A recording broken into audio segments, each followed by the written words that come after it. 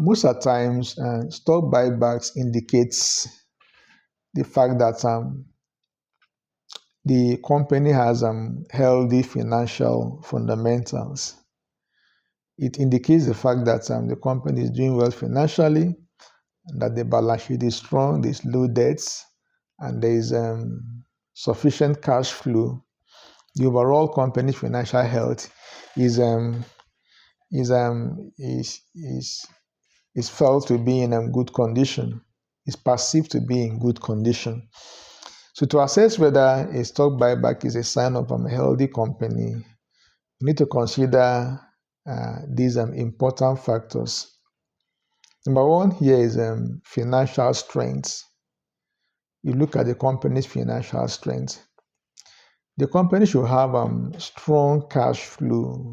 You have strong cash flow, the kind of cash flow that will cover its outstanding debt and still, remain to take care of other growth-based initiatives. There must be low debt. The company must have a low short-term and long-term debts. The debt should not be too much. So you can equally look at is there increasing profitability? Is there increase in earning per share? You consider all these metrics, all these factors. And so this will ensure that the company can afford to buy back its shares without hampering operations or the overall future growth of the company. Number two is a reason for buyback. You need to ask precisely what are the reasons why the company chooses to embark on this particular exercise on share buyback. So a healthy company repurchases shares because it believes its stocks are undervalued, or may decide to carry out this particular exercise to optimize its capital structure and not to artificially boost stock prices. Number three is earnings impact. Earning impact. So a buyback increases earning per shares by reducing the number of shares outstanding. Given a certain value of profitability, increase or decrease in share outstanding will then boost its share price. Usually, stock buybacks tends to reduce number of shares outstanding, and this can signal financial strength if it is based on real profit growth. Number four is growth investment. Growth investment. So ensure that buybacks don't come at the expense of reinvesting in growth opportunities like research and development or company expansion. The buyback must not negatively affect the company's future growth. It must not come at the expense of the company reinvesting in growth opportunities. Number five, dividends.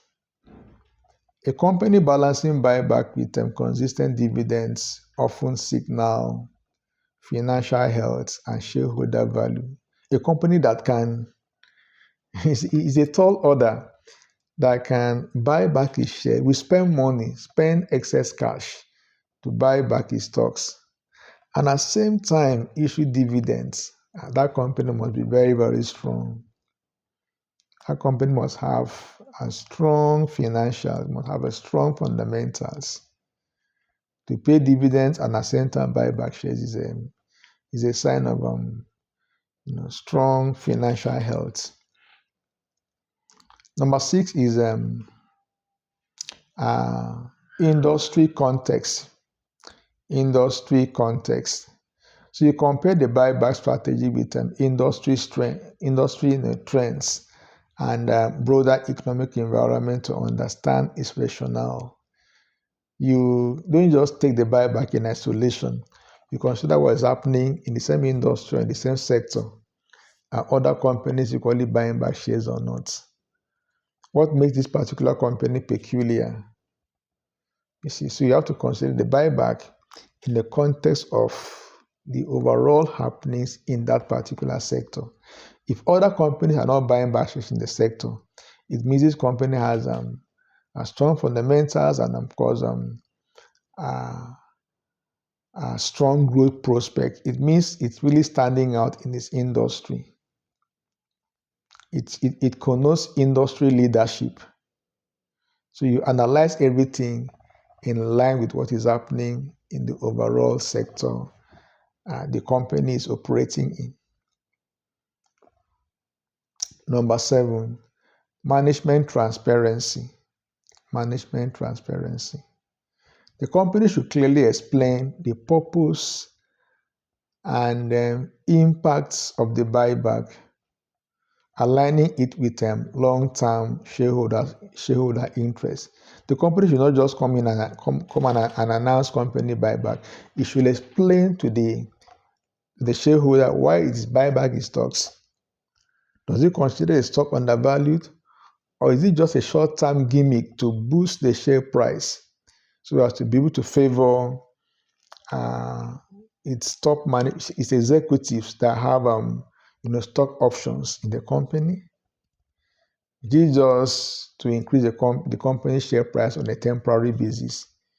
The company should clearly explain to its shareholder why it is buying back its shares, so as to clear the air and avoid a kind of suspicion by shareholders, so that shareholder will not lose confidence in whatsoever the company is doing at that particular point in time. There's need for clarity, there's need for explanation, there's need to clear the air as regards to why the company must buy back its shares. Particularly when other companies in the sector are not doing the same thing, are not carrying out the same exercise.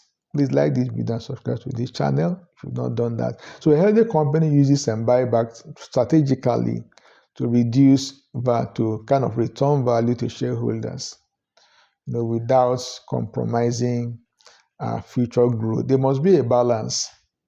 In as much as you want to give back to shareholders, to favor shareholders with cash, with